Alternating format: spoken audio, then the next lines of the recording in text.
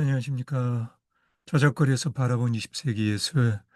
오늘 1932년 장곡도의 시인의 피입니다. 1932년 국제연맹이 주관하는 제네바 군축회의가 별다른 성과 없이 1933년 일본과 독일이 국제연맹을 탈퇴합니다. 제네바 군축회의는 1934년 막을 내리고요. 독일의 정신과 의사이자 철학자 카를 야스퍼스가 1932년 세 권으로 된 저서 철학을 발간합니다. 인간의 정신이 외적 현상을 과학적 방식으로 해명하는 그런 실증적 이해와는 구별되는 선험적 내적 이해의 초월적 작용에 대한 가능성을 야스퍼스는 실존이라는 개념을 통해 정립하려 하죠. 야스퍼스에게 현존재는 하이데거와는 다른 의미에서 이를테면 객관적 세상의 고정된 존재입니다. 따라서 타자와 무관하다는 의미에서 닫힌 개념이고요. 반면에 야스퍼스의 실존은 엑시스텐스는 타자와의 상호 소통성을 전제로 한 열린 개념이라 할 수 있습니다. 1919년에 출간한 세계관의 심리학에서 야스퍼스는 한계 상황이란 개념을 제안하는데요. 여기에서 한계 상황은 죽음이나 절망, 소외, 죄책감, 고통 같은 이런 인간이 부딪힐 수밖에 없는 삶의 조건들을 의미합니다. 이러한 한계 상황에 처한 인간은 이를 통해 비로소 자신의 실존 앞에 마주서게 되고요. 인간이 한계 상황을 극복하기 위해 자기라는 틀에 고정된 존재로서 현 존재를 벗어난 정신적 비약을 성취할 때 야스퍼스는 실존의 깨달음, existenz erhellung이라는 표현을 씁니다. 대개의 경우 인간은 한계 상황을 돌파하기 위해 절대자를 믿게 되고요. 이를 통해 실존에 다가가려는 경향이 있죠. 실제로 신비주의적 기독교 전통은 야스퍼스에게 커다란 영향을 끼친 것으로 보입니다. 아내가 유대인이었던 야스퍼스는 1937년 나치에 의해 교수직에서 추방됩니다. 스위스 신학자 까르 바르트는 1932년 9,300여 쪽에 이르는 방대한 저술 교회 교의학 첫 번째 권을 출간합니다. 모두 13권의 분량으로 1967년에 출간된 마지막 권은 미완성이었어요. 하얀색 거친 표지 엄청난 분량으로 모비딕이라는 별명이 붙어 있는 그런 책들이기도 합니다. 교역교회의 목사로서 진보적 입장이었던 바르트가 제1차 세계대전을 겪으면서 전쟁이 기독교로 대변되는 유럽의 문명을 지키기 위해 불가피한 것이라는 그 당시 영향력을 행사하던 주장은 성경적 관점에서 볼 때 왜곡된 종교의 정치 참여라는 결론에 바르트는 도달하게 되죠. 이로써 성경을 윤리적 가르침으로 간주하는 자유주의 신학과 결별을 선언하고요. 절대자로서 하나님과 하나님 말씀의 인간적 현현인 예수님을 중심에 놓고 종교의 초월성과 계시성을 강조하는 신학을 전개합니다. 20세기 신학에 이를 통해 깊은 족적을 바르트는 남깁니다. 그에 따르면 인간의 이해가 닿을 수 없는 곳에 존재하는 하나님의 말씀에 귀를 기울일 수만 있다면 내세가 곧 현재적 실제이고 오로지 구원의 의지에 사회생을 바라고자 하는 자는 이방일 뿐이라는 결론에 도달하게 됩니다. 세상을 떠나기 전날 바르트가 남긴 말입니다. 세상은 여전히 어둡고 고통에 차 있다. 하지만 우리 주님은 부활하셨다. 1932년 프랑스 작가 장 꼭도가 자신의 영화 데뷔 감독작 시인의 피를 발표합니다. 앞에서 장 꼭토를 언급할 때 프랑스 예술계의 귀재란 표현을 썼었는데요. 시, 소설, 미술, 무용, 연극 등 예술의 전 영역에 걸쳐 꼭토의 재능은 실제로 널리 인정받고 있죠.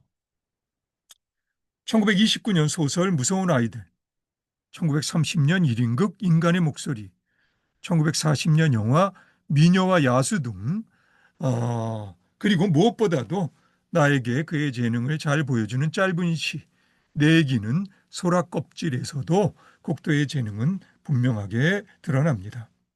저작거리에 많은 사람들도 기억하고 있을 시 전문입니다. 내 귀는 소라 껍질, 바다 소리를 그리워한다.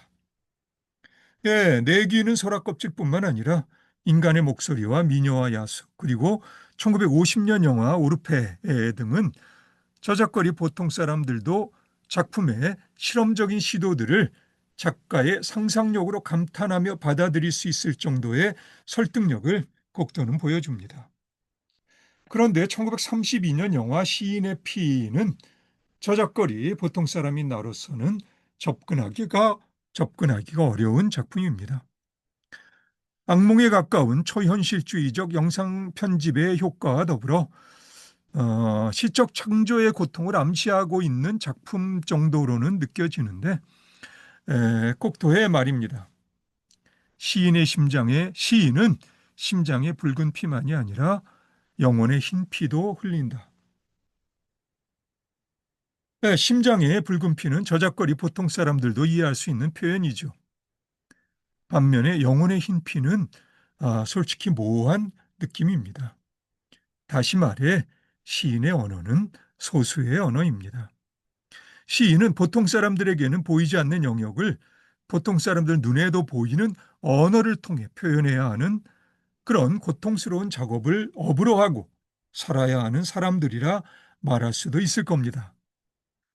결국 모호함을 견뎌낼 수 있는 사람만이 시인이 될 수 있을 거고요.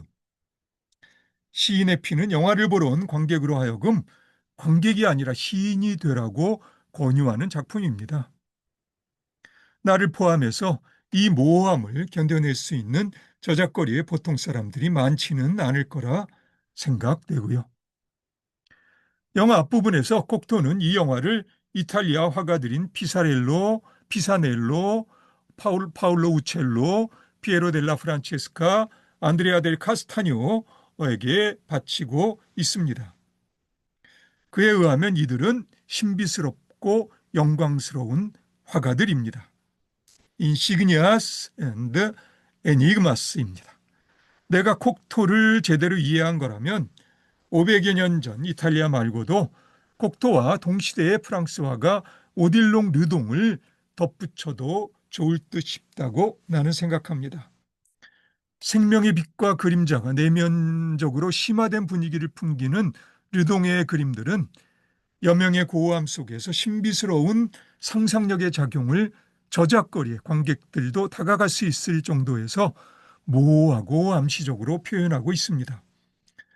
내 생각에 kok도의 상상력은 안타깝게도 시인의 피해에 대해서는 내가 침묵할 수밖에 없지만 가장 바람직한 의미에서 르동의 상상력의 계보를 잇고 있다고 나는 말할 수 있습니다. 1932년 소비에트 연방은 문학신문에서 사회주의 리얼리즘이라는 용어를 선보입니다. 그리고 1934년 작가 막심 고리키가 명예위원장이었던 소비에트 작가 동맹의 강령에 따라 사회주의 리얼리즘의 이론적 토대가 확립되죠. 사회주의 리얼리즘의 행동 강령은 두 가지로 요약이 가능한데 현실을 혁명적 발전에 맞춰 올바르게 역사적 구체적으로 묘사한다. 그리고 근로인민을 사회주의로 지향토록 사상적 개조와 교육을 담당한다. 이렇습니다. 1800년대 후반 마르크스주의 미학의 개척자로 불리는 게오르기 플레아노프의 말입니다. 의심의 여지 없이 예술이 사회에 의미를 가지는 행동이나 정서, 그리고 사건들을 묘사하고 환기시키고 전달하는 한에 있어서만 예술은 사회적 의미를 획득한다. 네, 그러니까 낡은 것에 대한 새로운 것의 승리, 그리고 그것을 실현하는 새로운 영웅의 창조를 말하고 있죠. 오늘의 사회에서 미래로 이르는 역사적 필연성의 발견이라고도 할 수 있겠고요. 고리키의 1906년 작품 소설 어머니나 알렉산더 파데예프의 1927년 소설 괴멸, 또는 니콜라이 오스트롭스키의 1932년에서 34년에 걸쳐 작업한 소설 강철은 어떻게 단련되었는가 같은 이런 작품들이 사회주의 리얼리즘을 대표하는 작품들이라 할 수 있을 겁니다. 하지만 현실에서 지다노프가 이끌어간 사회주의 리얼리즘은 점차로 당 주도의 어용적 역할에 머물러 권력에 봉사하는 도구로 전락되어 가지요. 예. 한편 고리키의 소설 어머니는 독일의 연출가 브레이트에 의해 디 무터란 제목으로 무대화되어 베를린에서 1932년 초연합니다. 자, 그러면 우리 오딜롱 르동의 그림을 몇 점 볼까요? 꼭도의 상상력의 계보에 아주 중요한 동시대적 근원이라 할 수 있는 그림들이라고 내가 말했죠. 르동의 오르페라는 그림입니다. 어떤가요? 그리고 어, 손, 어, 음, 아, 마띠, 알아. 어, 음, 라는 작품, 마띠의 머리, 라는 작품입니다. 음, 네.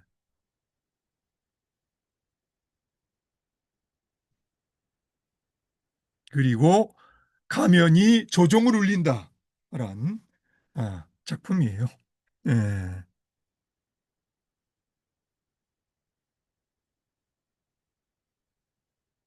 그리고 어, 레오나르도 다빈치에게 바치는 경배입니다. 그리고 연도를 알 수 없는데요. 가면을 쓴 마네모네란 그런 그림이에요. 예, 르동의 그림들입니다. 아, 인터넷 들어가시면 많은 르동의 그림들을 찾아보실 수 있을 거예요. 내가 개인적으로 좋아하는 화가입니다. 자, 그럼 오늘은 여기까지 할까요? 예, 오늘도 수고 많으셨고요. 우리 다음에 다시 봅시다.